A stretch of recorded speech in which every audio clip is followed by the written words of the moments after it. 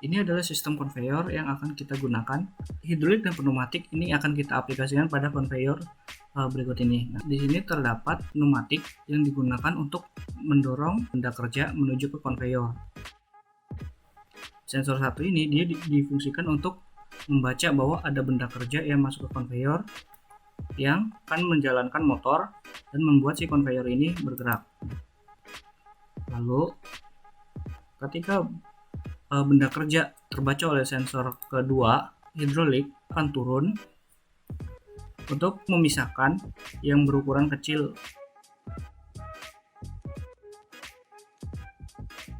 Konveyor ini kan akan berjalan. Ketika benda kerja terbaca oleh sensor 1, maka aktuator dari hidrolik dia akan turun untuk menyortir benda kerja.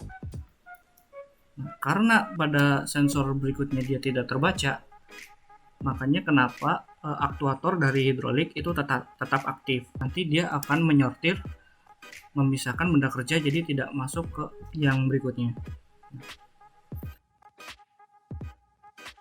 Untuk benda kerja yang selanjutnya itu bisa kita lihat. Nah, ketika terbaca oleh sensor pertama dia akan turun.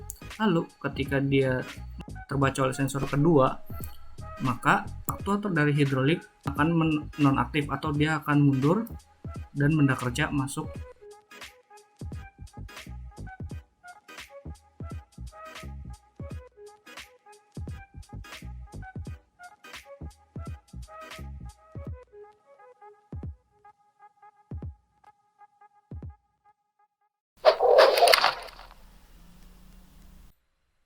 Nah, selanjutnya ini adalah PLC. Nah, PLC pada konveyor ini dia berfungsi sebagai otak dari sistemnya. Nah, nanti PLC ini akan digunakan untuk setting dari sistemnya atau kita memprogram dari sistemnya. Nah, PLC yang kita gunakan ini bisa kita lihat sendiri.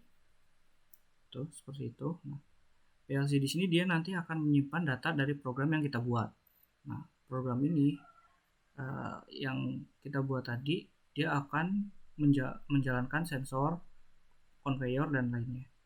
PLC di sini dia berfungsi sebagai otak dari sistem ini. Nah, nanti si PLC ini akan kita program sesuai apa yang kita inginkan. Nah, pada konveyor itu kita kan tadi seperti sensor 1 bisa membaca dan akan mengaktifkan dari si dari aktuatornya. Nanti program ini akan kita masukkan ke PLC. Nanti PLC yang akan menjalankan programnya supaya konveyor itu dapat bekerja sesuai dengan yang kita mau. Nah, PLC-nya akan kita gunakan sebagai logic controlnya dari sistem konveyor yang ada.